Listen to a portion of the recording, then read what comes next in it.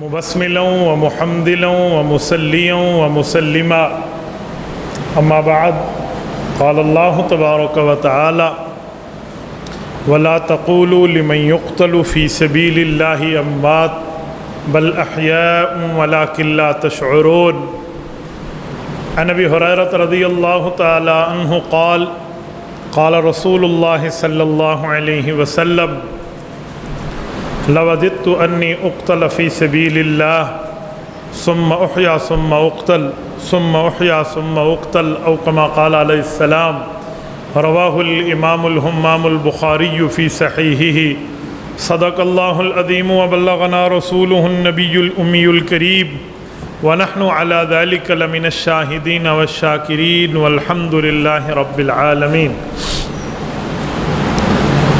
میرے معزز دوستو، آج 26 محرم الحرام سن 1446 ہجری بمطابق 2 اگست 2024 جمعۃ المبارک کا عظیم اجتماع ہے۔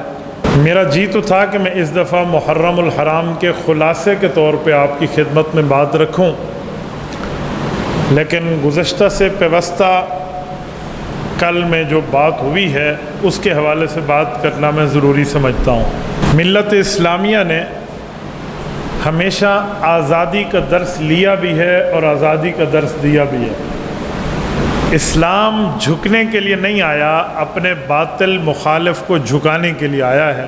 الاسلام یعلو ولا یعلی، اسلام بلند ہونے کے لیے آیا ہے، اسلام نیچے ہونے کے لیے نہیں آیا۔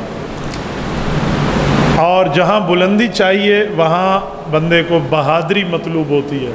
اگر انسان میں بہادری نہیں ہے تو پھر کچھ بھی نہیں ہے، بزدلی میں تو بھیکی بلی بن کے بندہ زندگی گزارتا ہے۔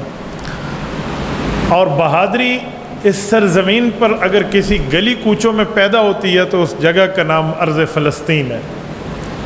فلسطین انبیاء کرام کی سرزمین ہے، لیکن ان کی گلی کوچوں میں بہادری ایسا پیدا ہوتی ہے کہ جو آج تک لاکھوں اور ہزاروں قربانیاں دینے کے باوجود بھی اپنی موقف سے 1 انچ بھی پیچھے نہیں ہٹ رہے۔ ہمارے فلسطینی بھائی جو ہے وہ کوئی ذاتی جنگ نہیں لڑ رہے، نہ ہی ان کا کوئی کسی کی زمین اور کھیت پر قبضے کا معاملہ ہے، وہ پوری ملت اسلامیہ کی طرف سے جنگ لڑ رہے ہیں کہ جو مسجد اقصیٰ ہے، بیت المقدس ہے، یہ اسلام کی سب سے پہلی عبادت گاہ قبلۃ الاولیٰ ہے کعبۃ اللہ کے بعد۔ تو اس سے اندازہ لگائیں کہ وہ اس مسجد کے تحفظ کی جنگ لڑ رہے ہیں۔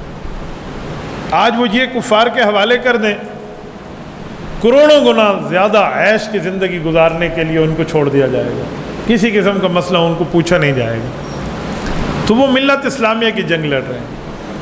انہی کے قائد الاستاذ الدکتور ڈاکٹر محمد اسماعیل ہنیہ رحمۃ اللہ تعالیٰ علیہ کی جو پرسوں شہادت ہوئی ہے، یہ کوئی پہلی شہادت نہیں ہے۔ کہتے ہیں اس خاندان نے 72 شہادتیں پوری کرائی ہیں۔ جہاں اس نے اپنی بیوی بچوں کو ذبح کرایا ہے، پوتے پوتیوں اور نواسوں نواسیوں کو ذبح کرایا ہے، لیکن مجال کہ وہ اپنے موقف سے پیچھے ہٹا ہو۔ حماس کی قیادت میں مجال کے 1 انچ میں اپنے موقف سے پیچھے ہٹنے کا معاملہ اس کے سامنے آیا ہو۔ یہی وجہ ہے کہ وہ آج ملک سے کتنے دور بیٹھ کر اپنے پورے مجاہدین کی قیادت کر رہے تھے اور ہر طرح کے معاملات کو دیکھ رہے ہیں۔ ایران پہنچے ہیں صدارتی حلف برداری میں تو ان کو شہید کر دیا جاتا ہے اور کہا یہ جاتا ہے کہ جی اسرائیل کا راکٹ آیا ہے۔ میں بہت حیران ہوں، یہ اسرائیل کا راکٹ انہیں فلسطین میں نہیں آیا جہاں وہ پلے بڑھے، جہاں اس کی زندگی گزری۔ غزہ یونیورسٹی سے اس نے PhD کے معاملات تک طے کیے ہیں، وہاں نہیں آیا۔ وہ بندہ سعودیہ گیا ہے، وہ بندہ قطر رہا ہے، باقی ملکوں میں پھرا ہے، وہاں اسے کوئی اسرائیل کا ٹارگٹ نہیں ملا۔ اسے راکٹ اسرائیل کا لگا ہے تو کہاں لگا ہے؟ اس جگہ لگا ہے جس جگہ وہ ایران میں مہمان بن کے آیا ہے۔ ہو سکتا ہے اسرائیلی معاملات ہوں، لیکن اس میں ایران کی ملی بھگت اور پاسداران کے کردار کو کھلی چھٹی نہیں دی جا سکتی۔ ہمارے گھر میں بیٹھ کے ہمارے معاملات میں کوئی اس طرح کرے، تبھی تو کہا گیا ہے نا کہ یہ تو پرانی روش ہے۔ نواس رسول حضرت فاطمۃ الزہرا رضی اللہ تعالی عنہا کے جگر گوشہ حضرت حسین رضی اللہ عنہ کو بھی بلوا کے یزیدیوں کے سامنے ڈال دیا گیا تھا نا، اعوذ باللہ من ذالک۔ حضرت حسین نے یہی فرمایا تھا نا کہ میں تو تمہارے بلانے پر آیا ہوں۔ حضرت حسین رضی اللہ تعالیٰ عنہ کے لیے امام ابن کثیر رحمہ اللہ نے البدایہ میں، امام طبری نے تاریخ الامم والملوک میں لکھا ہے کہ جب حضرت امام حسین سے پوچھا گیا کہ آپ کوفہ کیوں آئے، تو حضرت حسین نے اپنے دونوں شہزادوں کو حکم کیا کہ بیٹا وہ بوریاں لاؤ جن بوریوں میں وہ خطوط بھرے ہوئے ہیں جو ان لوگوں نے مجھے بلایا ہے، انویٹیشن دیا ہے۔ وہ 1 2 4 5 10 15 20 100 50 1000 خط نہیں تھے، بوریاں بھری ہوئی تھیں۔ حضرت حسین نے وہ بوریاں انڈیل کے سامنے رکھ لی اور وہ ایک انبار لگ گیا۔ فرمایا تمہاری میں دعوت پر آیا ہوں، یہ تم نے مجھے بلایا، اب تمہاری دعوت کا نظریہ چینج ہو گیا ہے تو تم بتا دو، لیکن یوں تو نہیں کہو کہ ہمارے علاقے میں بغیر دعوت کے آ گیا۔ تو ان کوفیوں کے پاس اور کچھ بھی نہیں تھا، ان کے پاس سوائے اپنے جرم کو چھپانے کے اور کچھ بھی نہیں تھا۔ انہوں نے وہ خط بھی جلائے اور انہوں نے حضرت حسین کو بھی شہید کیا۔ کیوں؟ تاکہ ثبوت مٹا دیا جائیں، تاکہ بعد میں اگر کوئی معاملہ ایسا آئے جہاں پر یہ معاملہ ہو کہ یار کوفیوں نے ایسا کیا تھا تو ہم خیمے جلا دیں تاکہ وہ خطوط بھی جل جائیں اور نواس رسول اور ان کے خاندان کو بھی نعوذ باللہ شہید کر دیا جائے۔ کیا یہ وہی روش نہیں اپنائی گئی؟ ہم نے تو اس حد تک بھی ذرائع ابلاغ کے ذریعے پڑھا ہے کہ جو راکٹ اسماعیل ہنیہ کے کمرے پہ لگا ہے اس کی رینج 32 کلومیٹر ہے۔ کیا 32 کلومیٹر پہ ہے وہاں سے اسرائیل؟ میرے دوستو، رب کریم آپ کو اور ہمیں صراط مستقیم پہ رکھے، رب کریم آپ کو اور ہمیں ان جیسے 2 نمبریوں سے محفوظ فرمائے۔ اس کی شہادت ہو گئی، شہادتوں سے تحریکیں نہیں رکتی۔ یہ دنیا سے ایک جاتا ہے تو دوسری کی عادت آتی ہے، اس کی عادت کے معاملات دنیا پھر اس کی جوہر مندی سے واقف ہوتی ہے۔ میں ایک جملہ سمجھانے کے لیے کہتا ہوں، حضرت ابوبکر صدیق رضی اللہ تعالیٰ عنہ بہت بڑی شخصیت ہیں، لیکن وہ دنیا سے نہ جاتے تو عمر فاروق کا مدبرانہ دور خلافت یہ زمین اپنی آنکھوں سے کیسے دیکھتی؟ حضرت عمر فاروق کی شہادت نہ ہوتی، حضرت عثمان ذو النورین رضی اللہ تعالیٰ کا جذبہ حریت امت کیسے واقف ہوتی؟ اور حضرت عثمان کی شہادت نہ ہوتی تو سیدنا حیدر کرار رضی اللہ تعالیٰ عنہ کا دور شجاعت دنیا کیسے واقف ہوتی؟ اور اگر حضرت علی المرتضیٰ کی شہادت نہ ہوتی تو امام حسن رضی اللہ تعالیٰ جیسا حوصلہ امت کیسے دیکھتی؟ اور امام حسن اپنی خلافت حضرت معاویہ رضی اللہ تعالیٰ کے حوالے کر کے ان کو اجماعی امیر المؤمنین تسلیم نہ فرماتے تو حضرت معاویہ رضی اللہ تعالیٰ کے بطور امیر المؤمنین خلیفہ عادل جوان مردی کے ساتھ ایک دنیا میں مدبرانہ سیاست اسلامیہ کو زندہ کرنے کا منظر ہم کیسے دیکھتے؟ یہ تو ترتیب چلا ہے، ترتیب فطرت کی ترتیب چلی ہے۔ یہ کوئی شہادتوں سے تحریکیں نہیں روکا کرتی۔ آپ مجھے بتائیں، سیدنا حسین کو خاندان سمیت شہید کیا گیا، آج کوئی یزید کا نام لیوا ہے دنیا میں؟ آج کوئی شمر کا نام لیوا ہے؟ آج کوئی ابن زیاد کا نام لیوا ہے؟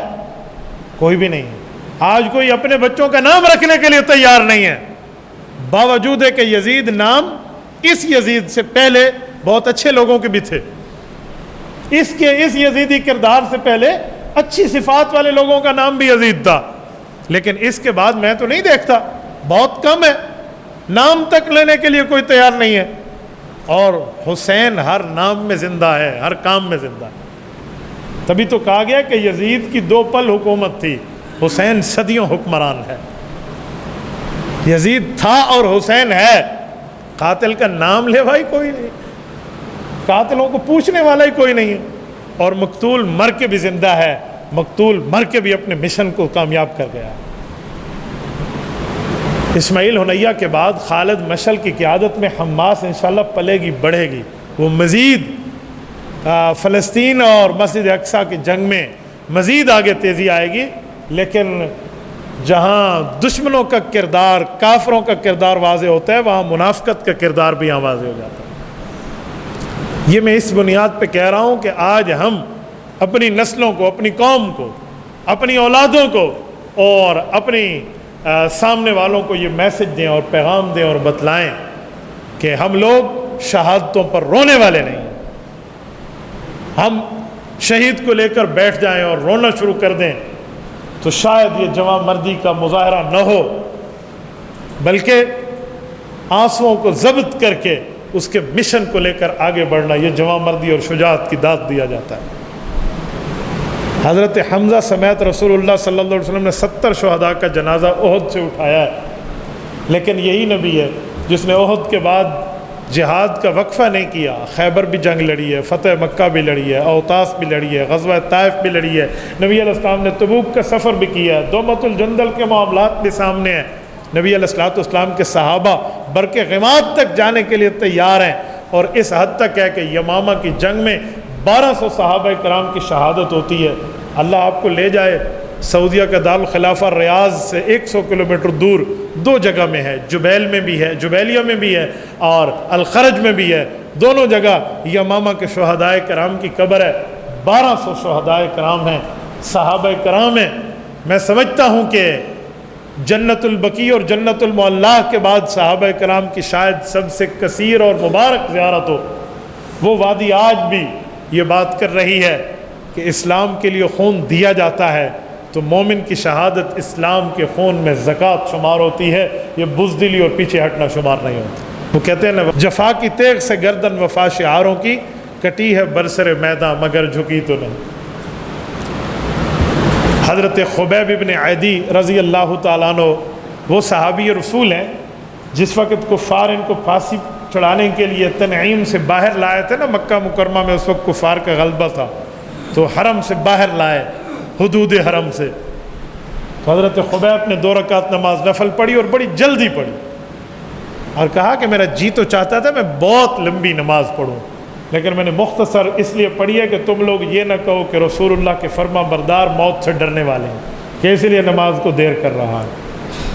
اور کافروں نے کہا ہم تمہیں معاف کرتے ہیں ہر چیز، بس ایک مطالبہ ہے اپنی زبان سے کہہ دو، بس اتنا کہو کہ ہمیں ہمارے نبی نے نعوذ باللہ پھنسوا دیا ہے، آج وہ میری جگہ ہوتے میں تو ٹھیک تھا۔ بس یعنی اس طرح کوئی ورڈ کہہ دو، کوئی سٹیٹمنٹ دے دو، کوئی جملہ کہہ دو، کوئی سٹیمپ پیپر کے اوپر کچھ لکھ کر بھی نہیں، زبانی واہ واہ کہہ دو۔ تو حضرت خبیب رضی اللہ تعالی نے فرمایا تھا، فلست ابالی حین اقتل مسلما علی ای شک کان فی اللہ مسرعی وذالک فی ذات الہ وان یشاء یبارک علی اوصال شلو ممزعی۔ کہا یہ خبیب کی ایک جان ہے، لاکھوں جانیں ہوتی تو مدنی کریم کے آرام پر قربان کر دیا کرتا، تم مجھے قتل کر کے سمجھتے ہو ہم مشن اسلام چھوڑ دیں گے؟ میری خون کی ایک ایک بوند تمہیں رسول اللہ کے مشن کا پروانہ سنائے گی۔ اور فرمایا مجھے تو اتنا بھی مناسب نہیں لگتا کہ رسول اللہ کے گھر میں کانٹا چبھے اور میں گھر میں آرام سے موجود ہوں۔ یہ اسلام کی تاریخ ہے، اسلام شہادتوں میں کبھی پیچھے نہیں ہٹتا۔ آپ دیکھیں تحریک آزادی فلسطین، تحریک حریت فلسطین، ہزاروں قربانیاں دے کر بھی نہیں رکی، ہزاروں قربانیاں دے کر۔ آپ اور ہم سب نے وہ ویڈیو میں مناظر دیکھے تھے کہ جب اسماعیل ہنیہ کے دونوں بیٹے شہید ہوئے اپنے بچوں سمیت، اور اس سے بالکل ایک گفتگو کے دوران ایک میٹنگ میں اطلاع دی گئی کہ اسرائیل کی بمباری سے آپ کے دونوں ڈاکٹرز بیٹے اپنے پوتوں سمیت آپ کے وہ شہید ہو گئے۔ تو اس نے انا للہ و انا الیہ راجعون پڑھا اور ایک جملہ کہا کہ فلسطینی ماؤں کی اولاد میرے بیٹوں سے کم نہیں ہے، کہ جو ان کی موت کے اوپر ہم وہی صدمہ برداشت کر رہے ہیں وہ اپنے لیے برداشت کرتے ہیں، میرے اللہ تو نے یہ اولاد دی تھی بس تیرے حوالے ہے۔ یہ صبر کا پہاڑ تھا یہ شخص، اور آج ہمارے نوجوان جانتے ہی نہیں ہیں، عام بندوں کو پتہ ہی نہیں ہے کہ اس کا کردار کیا ہے، معاملہ کیا ہے۔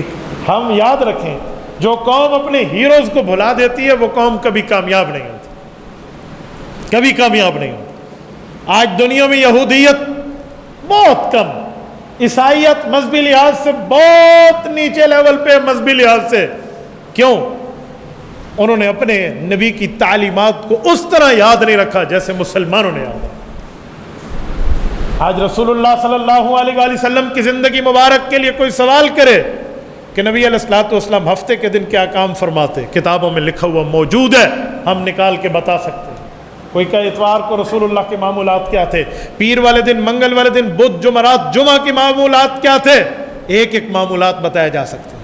کوئی پوچھے رسول اللہ کے دن کے معمولات کیا تھے، رات کی معمولات کیا تھی، پیغمبر علیہ الصلوۃ والسلام کے احکامات دن اور رات کے، سردی اور گرمی کے، حالت امن حالت جنگ کے، شہر کے، مسافرت کے اور مبازرت کے کیا تھے، ہم بتا سکتے ہیں۔ ایک ایک چیز محفوظ ہے یار۔ اور تو چھوڑو، رسول اللہ نے بکریاں کتنی رکھی ہیں، آج تک ان بکریوں کی نام اور نسل موجود ہے۔ رسول اللہ کے گھوڑے کتنے تھے، وہ نام موجود ہے۔ حضور پاک کے اونٹ کتنے تھے، ان کا تذکرہ موجود ہے۔ رسول اللہ کی تیر، رسول اللہ کے تلواریں، رسول اللہ کی ڈھال، رسول اللہ کے نیزے، ان کے نام موجود ہیں آج تک۔ اس حد تک مسلمانوں نے اپنے نبی کی تعلیمات کو محفوظ کیا ہے، رسالت محمد علیہ الصلوۃ والسلام کی تعلیمات کو اس حد تک یاد رکھا ہے، اور صحابہ کرام اور اہل بیت اعظام نے یاد رکھ کے امت تک آگے پہنچوایا ہے۔ تو پتہ چلا اپنے ہیروز کو نہیں بھلایا جاتا۔ آج اگر ہم اپنے ہیروز کو بھلانا شروع کر دیں، اپنے بزرگوں، اپنے اکابر، اپنے ان مجاہدین حریت کے تذکروں کو نہ کریں اور نہ بتلائیں، تو پھر تمہارا نام تک نہ ہوگا داستان کی داستانوں میں، پھر وہی ہوگا، پھر نہیں معلوم ہوگا۔ آج عرب میں جائیں تو ان کو اپنے پردادے، لکڑ دادا، سکڑ دادا تک کے نام پتہ ہوتے ہیں۔ آج میں B A, M A, M Phil, P H D level تک کے کسی اسٹوڈنٹ سے پوچھوں نا کہ اپنے چھٹے دادا کا نام بتا دے، وہ کہے گا مجھے تو 5واں ہی نہیں آتا۔ مولوی صاحب آپ چھٹے دادا کا نام پوچھ رہے ہیں؟ آج ہم اپنے آپ کو یہ یاد کیے ہوئے، تو جہاں ہم نے شجرہ نسب بھلا دیا ہے، وہاں شجرہ اسلام نہیں بھلانا چاہیے۔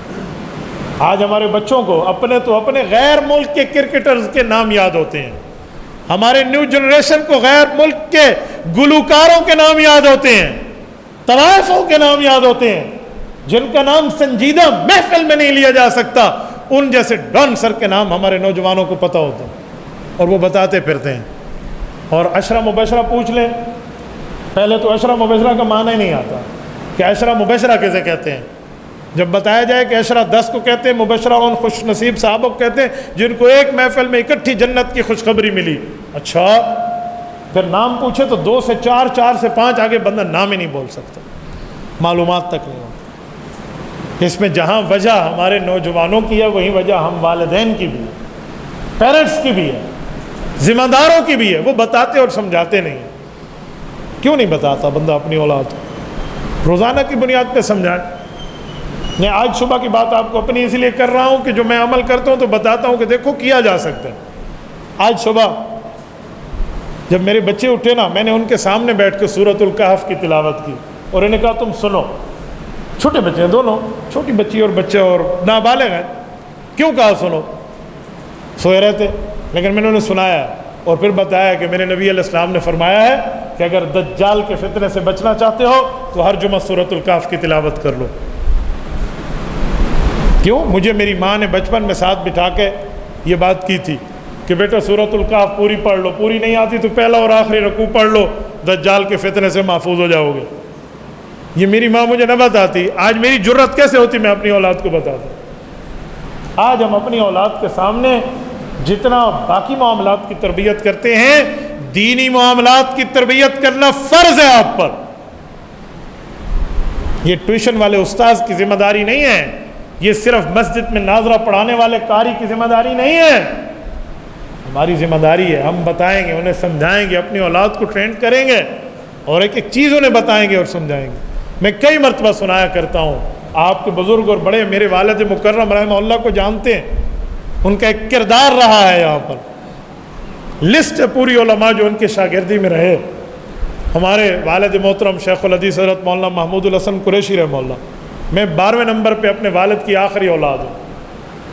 میں اپنے بچپن کا واقعہ کئی جگہ بتاتا ہوں کہ میں اپنے ابا کی انگلی پکڑ کے کہیں جاتا، کسی مدرسے میں، کسی دکان پہ، کسی دوست کے پاس جو والد صاحب کے دوست ہوتے، تو وہ پوچھتے ابا جی سے یہ آپ کا بیٹا ہے؟ میرے والد مکرم کی عادت نہیں تھی کہ وہ یہ کہیں میرا بیٹا ہے، یہ جملہ ان کے منہ پہ کبھی نہیں آیا، بلکہ وہ ایک جملہ فرماتے تھے، کہتے تھے اللہ دا دیتا ہوا مال ہے، اللہ رسول دا بڑے تو جیوے ورنہ ہی دی لوڑ میں کو کونی۔ یہ جملہ فرماتے کہ اللہ کا دیا ہوا مال ہے، اللہ رسول کے وفادار بنے تو رب سے زندگی دے ورنہ مر جائے، مجھے اس کی کوئی ضرورت نہیں ہے۔ یہ جملہ کہتے، یا کوئی والد اپنے بچے کے منہ پہ اس کے سامنے اس کے انٹروڈکشن اور تعارف کے وقت یہ جملہ کہتے ہیں، یہ بات والد صاحب کہتے ہیں۔ میں اپنے اسکول لائف کی بات کر رہا ہوں. میرے اسٹوڈنٹس جو دوست ساتھی تھے کلاس میٹ, ان سب نے میرا دماغ بنایا. تیرا پیو تو تک وہ اپنا پتر ہی نہیں آتا. میں نے جا کے اماں سے شکایت لگائی, اماں جی ابا سے اتنی بات تو کہہ دیں کہ مجھے اتنا تو کہے میرا بیٹا ہے, یہ اسکول لینے بھی آئے تو میرے ہیڈ ماسٹر کو کہتے ہیں اللہ رسول دا مال ہے, اللہ دا دیتا ہو یا جیوے, اللہ رسول دا تھیوے تو جیوے. یہ کیا جملہ ہے؟ تو میری والدہ نے میری طرف داری کرتے ہوئے میرے والد صاحب کو کہا کہ بچے کا دل رکھنے کے لیے آپ کہہ دینا کہ میرا بیٹا ہے. تو میرے ابا کی آنکھوں میں آنسو آ گئے. فرمانے لگے کہ جو میں بات کرتا ہوں غلط نہیں کرتا, میں آج بھی اس بات پہ قائم ہوں, آئندہ بھی یہی کہوں گا کہ یہ اللہ کا دیا ہوا مال ہے, رب رسول کا وفادار رہے تو یہ زندہ رہے, ورنہ نہیں ضرورت. میرا اس وقت دل ٹوٹ گیا تھا. آج میں ممبر رسول پہ بیٹھا ہوں, رب کعبہ کی قسم کھا کے کہتا ہوں میرے باپ نے مجھے بد دعا نہیں دی تھی, دعا دی تھی. آج اس کی دعائیں کے صدقے آپ کے سامنے زبان بول رہی ہے, یہ آنکھیں دیکھ رہی ہیں, یہ ہاتھ ہل رہے ہیں اور یہ دماغ سوچ رہا ہے. ہم اپنی اولاد کے لیے دین کی بات نہیں کرنے پہ تیار, کچھ جملہ پہ سمجھانے کے لیے تیار نہیں ہے. کیا یہ حدیث پاک نہیں ہے کہ اللہ کے عرش میں اور والد کی دعا میں اولاد کے لیے کوئی پردہ اور حجاب نہیں ہے؟ ہم اپنی اولاد کے لیے دعائیں بھی کریں اور انہیں سمجھائیں بھی, انہیں بتائیں بھی. ان کے نماز نہ پڑھنے پہ ان سے چاہے آرٹیفیشل ناراضگی ہو, لیکن ناراضگی اختیار کرو تو صحیح نا چھوٹے بچے کے سامنے کہ آپ نماز نہیں پڑھی, آپ نے اچھا نہیں کیا. یہ ہماری ذمہ داری ہے اپنے ہیروز کا بتانا. میں نے بات یہاں سے اسماعیل ہنیہ رحمۃ اللہ سے چلائی تھی, آپ کی اور ہماری ذمہ داری. ہم اپنے بڑوں, اپنے اکابر, اپنے بزرگ صحابہ, اہل بیت, اولیاء, اتقیاء, اصفیاء, علماء کے تذکرے اور باتیں کرنا اپنی اولاد کے سامنے شروع رکھیں, انہیں دین کا پہلو دیں. یہ ہماری دنیاوی ذمہ داری بھی ہے, دینی اور اخلاقی ذمہ داری. اور اس کے ساتھ آخری بات کر کے بات ختم کر رہا ہوں. گزشتہ جمعہ بھی میں نے آپ کے سامنے chief justice of Pakistan supreme court کے جو ہیں ان کے حوالے سے بات کی تھی. مجھے تو آج کل نام لینے میں بھی شرم اور حیا آتی ہے. اس چیف کا میں نام کس زبان سے لوں جس کو رسول اللہ صلی اللہ علیہ وسلم کے دشمنوں کو ریلیف دینے کے لیے وقت موجود ہے, اور اپنے غلط فیصلے پر نہ نظر ثانی نہ اس کو واپس لینے کا کسی قسم کا کوئی اس کے پاس وقت موجود نہیں ہے.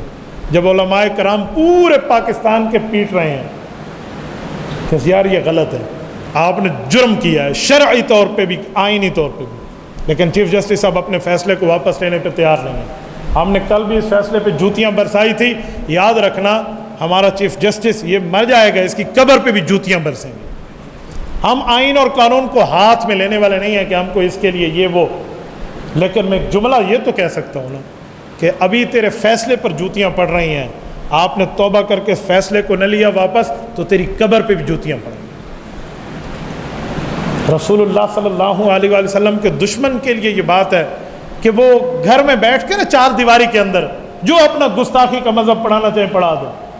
یار ایک بات ہے, باہر گستاخی جرم ہے, چیف جسٹس کہتے ہیں کمرے کے اندر یہ کام کرو تو جائز ہے.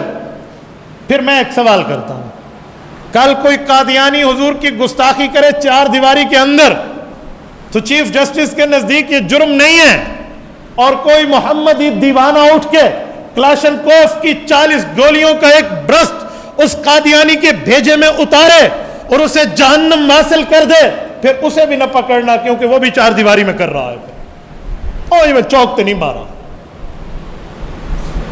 عجیب معاملہ ہے. 2 4 5 قادیانی جو پاکستان میں موجود ہے, ہم انہیں کہتے ہیں اس چیف جسٹس کے فیصلے پہ غرہ نہ ہونا کہ ہم چار دیواری میں بیٹھ کے رسول اللہ کی گستاخی کریں گے.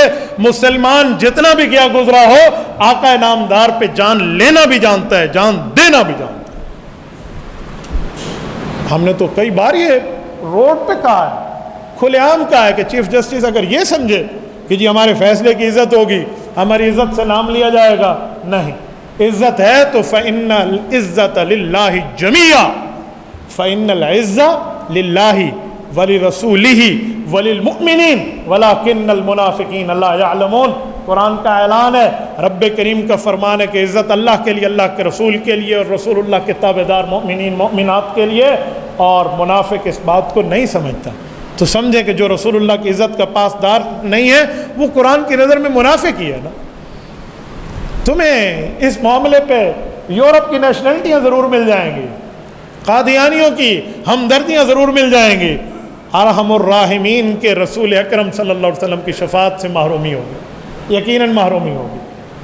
بہرحال ایسے فیصلے اور ایسے قلم انشاءاللہ تعالی پہلے بھی پاکستان کے اندر معطل تھے اور اب بھی معطل رہیں گے۔ پاکستان کے چاروں صوبوں کی کسی ایک حکومت میں انشاءاللہ یہ دم خم نہیں ہے جو اس طرح کے 2 نمبری فیصلے کو وہ نافذ کر سکے۔ اور اس فیصلے کو اب اس فیصلے کی کیا عزت کہ گلی کوچے کا چھوٹا بچہ بھی کہے کہ میں جوتی اور پاؤں کی نوک پہ رکھتا ہوں اس کے فیصلے کو، وہ اسمبلی لیول سے لے کر گلی کوچوں تک کی سارے کہے، تو چیف جسٹس کو اپنی دنیاوی عزت سمجھ لینی چاہیے کہ میری یہ عزت ہو رہی ہے، تو پھر آخرت میں تمہیں کون سے جوتے پڑنے ہیں یہ بھی دیکھ لیں۔ بہرحال ابھی بھی وقت ہے، فیصلے کو واپس لے لیں تو ٹھیک ہے، تمہاری عزت بنے گی، نہیں لوگے تو انشاءاللہ تعالی ہم اس 2 نمبری فیصلے کو پاکستان میں نافذ نہیں ہونے دیں گے۔ آپ تائید کرتے ہیں؟ جتنے بیٹھے ہیں کرتے ہیں۔ جزاکم اللہ تعالی۔ اقول قولی ھذا واستغفر اللہ وآخر دعوانا ان الحمد للہ رب العالمین۔